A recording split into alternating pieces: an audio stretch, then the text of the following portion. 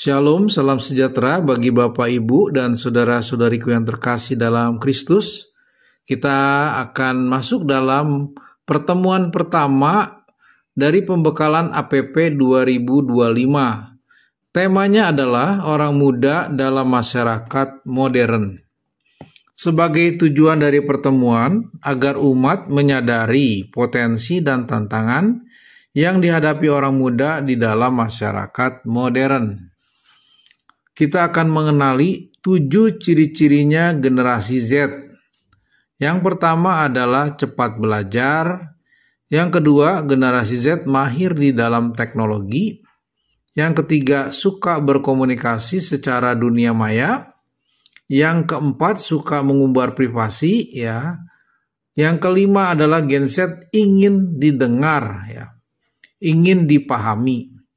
Yang keenam, generasi Z adalah kompetitif, artinya memang bersaing satu sama lain. Yang ketujuh, cocok belajar di startup atau suatu bisnis yang sifatnya baru. Kemudian peserta kita bagi di dalam kelompok kecil, misalnya beranggotakan 3-4 orang. Ada 4 pertanyaan di dalam kelompok ini yang mungkin mereka akan diskusikan. Yang pertama, apa potensi yang dimiliki oleh orang muda saat ini disesuaikan dengan kondisi wilayah atau di lingkungan masing-masing. Yang kedua, bagaimana caranya mengoptimalkan potensi orang muda, ya. Yang saat ini mungkin apa yang menjadi sumber kekuatan, ya, atau sumber potensi yang ada di kaum muda. Yang ketiga, apa yang menjadi tantangan orang muda saat ini. Dan yang keempat, bagaimana cara mengantisipasi tantangan orang muda saat ini.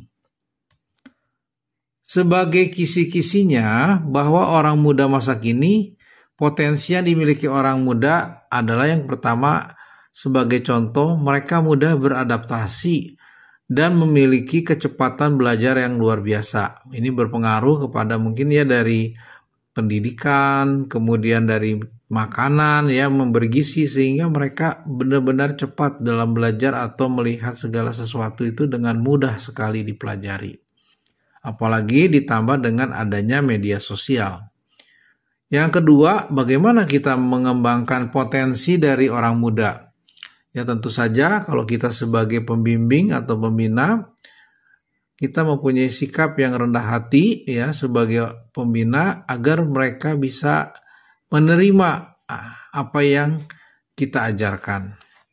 Kemudian apa yang menjadi tantangan yang dihadapi oleh orang muda ya. Sebagai contohnya, mereka mudah terdistraksi sehingga disorientasi kehidupan. Misal artinya adalah ketika mereka sedang mengerjakan sesuatu, kemudian diminta mengerjakan hal lain, nah mereka suka mudah tidak fokus ya dengan pekerjaan yang awal ya, jadi bisa fokus ke yang lain dan pekerjaan awalnya menjadi bisa terbengkalai, tidak dikerjakan dan sebagainya. Kemudian cara mengatasi tantangan yang dihadapi orang muda itu dengan pengajaran agar bisa taat dan mengendalikan kehendak bebas sehingga orientasi bisa fokus ya dalam kehidupan daripada. Untuk bacaan kitab suci diambil dari 1 Timotius 4 ayat 12-16. Bunyinya sebagai berikut. Jangan seorang pun menganggap engkau rendah karena engkau muda. Jadilah teladan bagi orang-orang percaya dalam perkataanmu, dalam tingkah lakumu, dalam kasihmu, dalam kesetiaanmu, dan dalam kesucianmu. Sementara itu, sampai aku datang, bertekunlah dalam membaca kitab suci, membangun dan mengajar. Jangan lalai dalam menggunakan karunia yang ada padamu, yang telah diberikan kepadamu melalui nubuat dan dengan penumpangan tangan sidang penatua. Perhatikanlah semuanya itu, hiduplah di dalamnya supaya kemajuanmu nyata kepada semua orang. Awasilah dirimu sendiri dan ajaranmu, bertekunlah dalam semuanya itu, karena dengan berbuat demikian engkau akan menyelamatkan dirimu dan semua orang yang mendengar engkau. Demikianlah sabda Tuhan, syukur kepada Allah. Sebagai dialog interaktif ada 4 pertanyaan ya. Pertanyaan pertama, apa tugas yang diberikan Paulus kepada Timotius? Sebagai jawabannya adalah, jadilah teladan bagi orang-orang percaya dalam perkataanmu, dalam tingkah lakumu, dalam kasihmu, dalam kesetiaanmu, dan dalam kesucianmu. Yang berikutnya, jangan lalai dalam mempergunakan karunia yang ada padamu, yang telah diberikan kepadamu melalui nubuat dan dengan penumpangan tangan di sidang penatua. Pertanyaan kedua, mengapa Paulus memberikan tugas tersebut kepada Timotius padahal ia masih muda? Sebagai jawabannya ialah, hiduplah di dalamnya supaya kemajuanmu nyata kepada semua orang. Jadi di sini Paulus melihat potensi dari anak muda yaitu Timotius, di mana Timotius ini dapat mengembangkan ya potensi yang ada di dalam dirinya. Kemudian pertanyaan ketiga, Paulus menasihati Timotius agar mengawasi diri dan ajarannya. Mengapa Paulus merasa perlu menasihati Timotius? Sebagai jawabannya bahwa awasilah dirimu sendiri dalam ajaranmu, bertekunlah dalam semuanya itu, karena dengan demikian engkau akan menyelamatkan dirimu dan semua orang yang mendengar engkau. Jadi artinya Paulus menginginkan agar Timotius untuk memperhatikan apakah yang diajarkannya sudah sesuai dengan firman Tuhan dan dapat dilaksanakan. Sehingga ketika orang mendengar dari ajaran Timotius, mereka melakukannya dengan benar ya, karena dianggapnya Timotius adalah memberitakan hal yang benar. Maka Paulus berpesan kepada Timotius untuk memperhatikan setiap ajarannya, dikoreksi lagi, diperiksa lagi sebelum diajarkan kepada orang lain.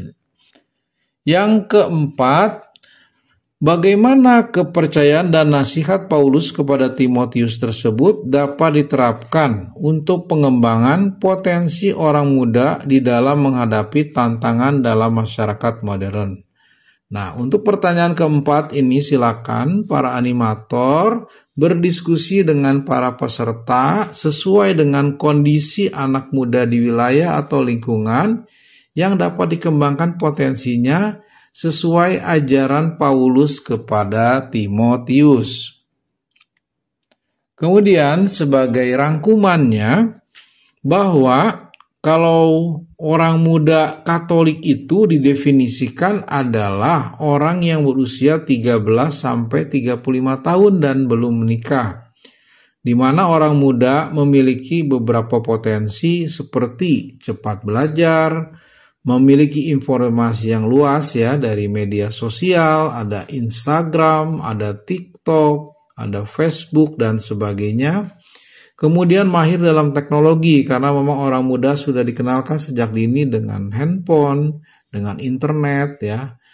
Berwawasan global, berkomunikasi lewat internet, kompetitif dan kreatif. Tentu saja kita tahu di dalam dunia pekerjaan atau dunia sekolah, ini kompetisi antara orang muda ini kelihatan sangat jelas.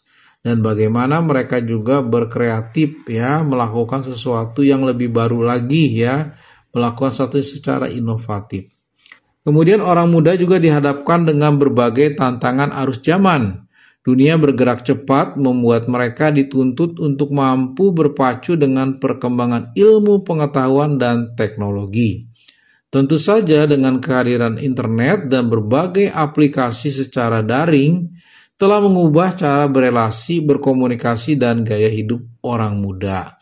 Sebagai contohnya, setiap pertemuan atau meeting tidak perlu selalu ada di tempat yang sama, bisa di tempat yang berbeda. Dengan aplikasi Zoom, semua orang bisa bertemu ya dalam menggunakan aplikasi tersebut.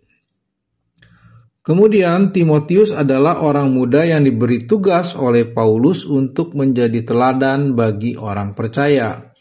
Tantangan yang dihadapi orang muda pada masa Timotius adalah banyak iman umat yang menjadi goyah karena apa? Pemurtadan. Jadi sudah tidak mengakui ajaran agama, mengikuti ajaran sesat, bahkan roh penyesat, banyaknya tipu daya pendusta. Maka Paulus menasihati Timotius untuk mengawasi dirinya dan ajarannya. Jangan sampai ajaran-ajarannya tersebut mengikuti ajaran-ajaran yang tidak benar. Apa yang menjadi tantangan orang muda pada masa Timotius? Yaitu Paulus menasihati kepada Timotius agar mawas diri dan menjaga ajaran imannya agar imannya tidak goyah dengan kondisi yang ada. Nah, untuk tantangan orang muda saat ini adalah bagaimana mereka menggunakan internet secara bijaksana, ya, dengan memperhatikan apa saja yang diberitakan di dalam media sosial dan harus bisa memilih-milih mana yang baik dan tidak baik. Kemudian menemukan jati diri atau tujuan hidupnya dan menumbuhkan iman yang mengakar kepada Kristus. Di mana orang muda adalah pemegang masa depan dan pelaku perubahan. Karena orang muda tidak takut perubahan, energik, dinamik, antusias, kreatif, inovatif, dan inspiratif. Sejak zaman jemaat perdana, orang muda dilibatkan dan diperhitungkan di dalam pelayanan. Ya. Seperti contohnya adalah Stefanus, ya, yang membantu para rasul untuk membantu umatnya, ya, di dalam kegiatan-kegiatan sosial, bahkan di dalam ajaran-ajarannya.